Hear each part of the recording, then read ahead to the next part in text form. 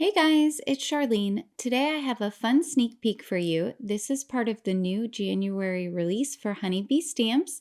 It comes out tomorrow. So here I have the Jackpot layering stencils. You can see there are several different stencils, and this is going to create a really fun Las Vegas kind of style themed background. There are also these coordinating dies, which is fun because you can use the dies to cut out different pieces that you've stenciled, so easy coloring. I have a piece of light gray cardstock here, and I'm putting down layering stencil number 1. This is going to create the playing cards as well as part of the poker chips. So I'm going to come in with some white pigment ink to help these stand out. So I'm bringing in the Honeybee Stamps Brilliant White Pigment ink, and I'm going to cover this entire stencil and make sure to get it nice and coated. That's going to allow us to easily build up different colors on top. The more layers of white pigment ink that you use, the more that the white is going to stand out on your colored background. So I did 3 layers here. I'm going to lightly dry this before I move on to my next layer of color so that hopefully we don't smear our white pigment ink. Here is layer number 2, and you can see those center circles are going to line up right inside the other circles that are the poker chip centers. I'm going to use Distress Oxides because Distress Oxides are a hybrid ink. That means they have both pigment ink and dye ink in them, and as a result, they layer really well over white pigment ink. So I'll start out here by filling in all of these spots. Now I can remove this stencil, and look how nicely that shows up on top of the white pigment ink. Layering stencil number 3 is going to give us all of our playing cards, suits. So we're going to line those up so that they're on the inside of the cards. Now, diamonds and hearts are traditionally red, and we're going to do them in more of a pink red. We're using Festive berries. And then clubs and spades are generally black, but I'm using a dark gray here, so I'm using Hickory smoke. I have a piece of scrap cardstock to help me from marking any areas that I don't want colored. And of course, you could do these suits in whatever color you wanted. They don't have to be shades of the traditional red and black. Okay, I finished my hearts and diamonds, so now I'm going to come in and do the spades and clovers. I have a nice pinky peach, some saltwater taffy, and I'm going to do this for the jackpot signs. They show our 777s at the end, as well as these squares, which are going to be part of a pair of dice. You'll see that with the next stencil. So I will do all of these remaining openings here in the saltwater taffy. Okay, now I can take off layering stencil number 3. You can see it's definitely starting to come together. I'm going to dry it a little bit more to keep myself from smearing any of that ink, and add on layering stencil number 4. This is going to create that nice little detail on our 777 signs and our other dice, as well as a lemon. For this layer, I'll do an all over of squeezed lemonade, which is a nice yellow. Now we can take that layering stencil off, and next is number 5.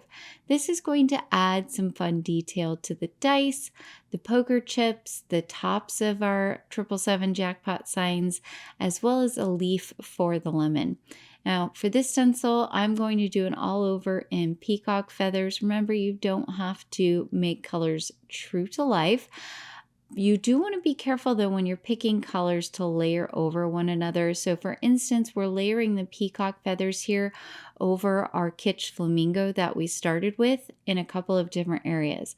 It's going to work fine for this because it'll give me a bit of a blue purple color almost.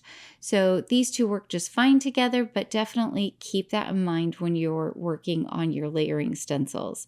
So we'll take off number 5 and then use stencil number 6. This is our final detail layer, so it's going to give us our 777s on those jackpot signs.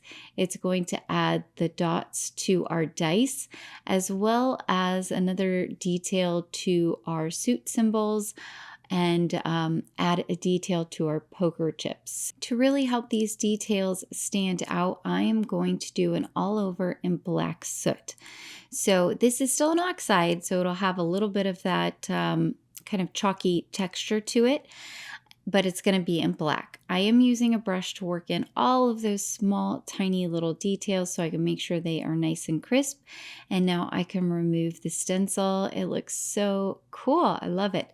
For my sentiment, I have the Lucky to Have You die. There is a shadow with this die as well as the main sentiment, so you can use them together, or you could just use the word sentiment die. Now I'm going to cut out my shadow in white. And then here you can see I've used a nice light aqua color for the actual sentiment. I'm going to add some glue to the top of one of the layers here, just dotting right along the letters. And then I'm using my reverse tweezers to hold it, because now I can bring in my second layer and gently lay it over the top. And this gives me the vantage point of being able to line it up right in the right position as I move across from left to right. Having that second layer on our sentiment, it gives it a little more substance. It adds some more dimension to the card.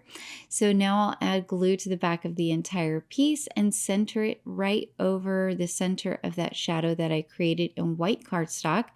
I'm going to trim my background down just by about 1/8 of an inch all the way around.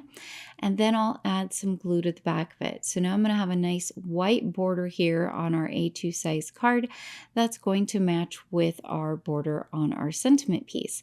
I added some foam tape to the back and I'm removing the release tape. I could place this straight or level on the horizontal, but I'm actually going to place it at an angle because I want to keep that little pop of the pretty peacock feathers ink in the top and down there towards the bottom. It plays really well off of that aqua colored cardstock.